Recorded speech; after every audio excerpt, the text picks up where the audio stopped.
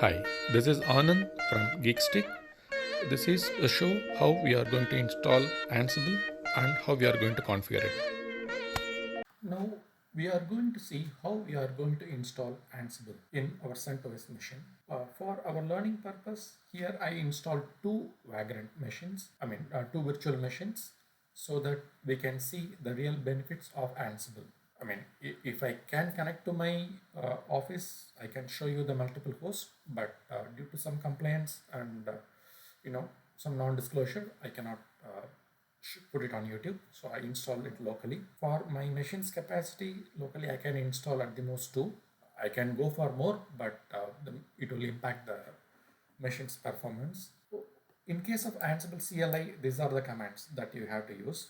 Straight away it will install in your controller machine, because as it is push based and agentless, Ansible is agentless.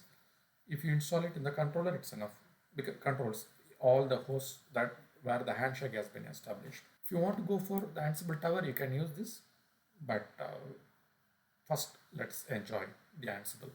We are not going to learn how we are going to control, how we are going to broadcast the commands. That's what we need to focus on. Assume it has been installed. Okay, if let's see the use case here.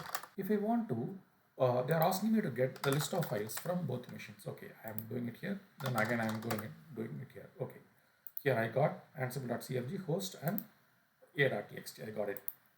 If they ask me to do only once, then I'll be good enough to use just secure CRT. I'm comfortable with secure CRT. From secure CRT, I can issue the command to all the sessions. It will do the needful for me. If I do clear, the command will be broadcasted to all the connected hosts. It's once, but multiple times you have to happen to do, or if it's more than 5 or 10 machines, all 10 machines I cannot open and keep it over here, and I cannot issue the broadcast command. No, that is not right.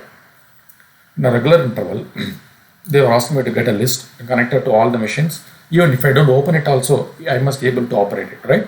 So that is the reason I decided to go for Ansible. Assume it's been installed. Let's confirm it has been installed. Yes, the 2.9.17 has been installed. Very good. To install and all the machine that I need to control, in that machine the Python needs to be there. That is one other that's how it operates. I will clear it. The moment I install, what will happen? All the record folders, it will be installed in the etc and Ansible. At corporate level, you cannot do anything in this folder, etc and Ansible. What are the files will be there? It's for role-based mechanism, roles will be there. Next, host and ansible.cfg. So instead of doing everything over here, anyhow, you will not be having privilege. So I'm getting it to my local machine. There's a local machine. Okay, I'm here. I copied ansible.cfg and host over here. Then in the ansible.cfg, I'm going to tell where the inventory is going to be. Okay, and what are the modules that I'm going to use. Those things needs to be uncommented, and the host is also uncommented. Now, if you see the host, I will clear it up. This is controller machine, and this is the machine that I'm going to operate on. That is CentOS ansible.com. And as we have seen in our earlier videos, already I have seen, using RSA key, the connection is established across this controller and all the machine, coming into this Ansible control cluster. For those who are not comfortable with RSA, they can go for Kerberos or any other, connection mechanism or security, credential maintaining the mechanism. But I am comfortable with RSA, and I think it will do. It is sufficient for our purpose. Okay, now everything has been, connection has been established. Here I define the host, and in the ansible.cfg, I am going to tell, you see, this is the place in inventory. I am told, okay, where this host is pointing to. In inventory, it is pointing to this host.